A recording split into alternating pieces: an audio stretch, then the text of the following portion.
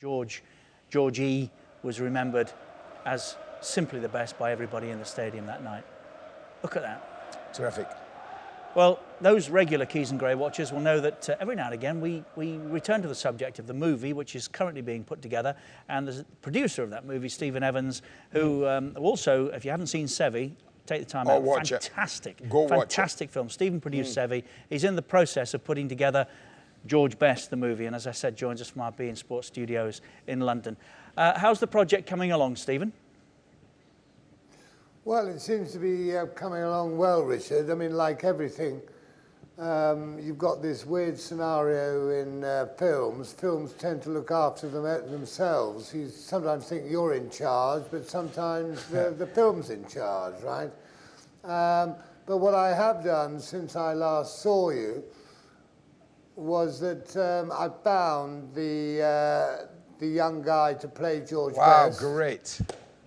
And also, almost as importantly, I found a young goalie who will play Tommy, or Ronnie Briggs rather, who played with him against, sorry, this line is going very funny at the moment. Don't you worry. Right? I understand it can be quite disturbing. So I apologise for that. But anyway, what we have got is a young goalie who was his roommate at Mrs. Fullaway's in Manchester. And I found a brilliant young goalie to play this guy. And I've got two other Northern Irish guys who will actually basically be his friends when he's growing up. So not only have I got my young George, but I've got three other super footballers who will, I think, enable this movie to, I hope, be better than Sevi. That's my plan, anyway. Stephen, you loved putting Sevi together. Have you had as much enjoyment putting this movie together? Well, the irony is, I mean, I did love, you're right, Andy, I did love putting Sevi together, but it took about a year to find my Sevi in sunny Spain. This has been shorter, partly because Northern Ireland is closer, and partly because they speak a brand of English that even I can understand, as opposed to Spain, where I understand damn all, right? So I haven't got the language problem. And I was lucky enough to, I knew Dublin very well, but I didn't know Belfast very well, and I've been there twice, but that's not enough to assess a place.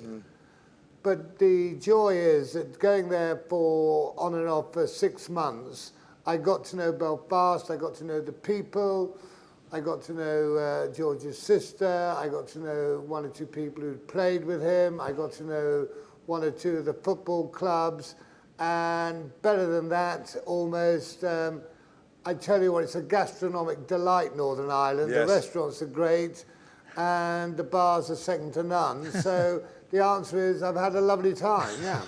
One of the things that, at a different time in all of our lives, Stephen, when Andy and I were working on the radio in London, you, when you first came to talk to us about Sevi, had discovered so many things that few, if any, we certainly didn't, actually knew.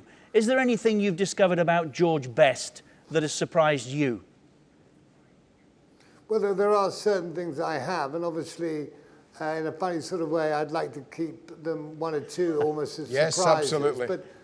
But on the other hand, what I hadn't realised, and if he was alive today, I'd be 6 months younger than George, right? But I didn't realise at the time he was playing that, number one, I didn't realise he had all these death threats, right? Which obviously doesn't help any young person, even someone as cool as George was. So that was, I say, number one. Number two, I'd forgotten that he'd gone to prison, right? Yes, of course. I've got a good story about that, which one has to put in.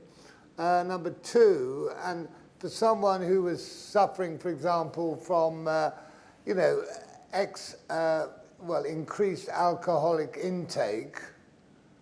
So what happens with George is that, he gets banned from driving, and then he has all sort of other problems and the rest of it. And of course, when he goes into the bar, everyone is actually wanting to buy him a drink, wanting to chat him up, wanting to do this and that. So basically some guy who's in a particular mess because he's drinking and driving, he arrives in a pub and he gets 6 glasses offered to him as he arrived, right? So it's the story of George. Too much success makes life quite difficult anyway. And I hope we'll show that in the film. And Yes. also, I don't think anyone seems to have really got the message that when he came to fame, the paparazzi came to fame as well, the Beatles came to fame. It was this sort of coincidence, and I think that had an impact on his life for better and more specifically for worse. Yeah. Stephen, as ever, we're very grateful to you. I know you've put yourself out tonight, and I'm not sure the communication was as good as it should have been for us, but thank you for talking to us. Thank you, Stephen. And Stephen, please stay in touch. We want to know how this movie is progressing at every stage.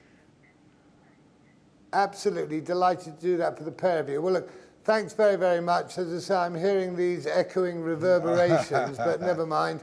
And anyway, all the best to the pair of you, and I'll be in touch on the next move. Thank you, Excellent. Stephen. Thank you very much indeed. Stephen Evans, the producer of take George care, Best, guys. the movie which we can look forward to.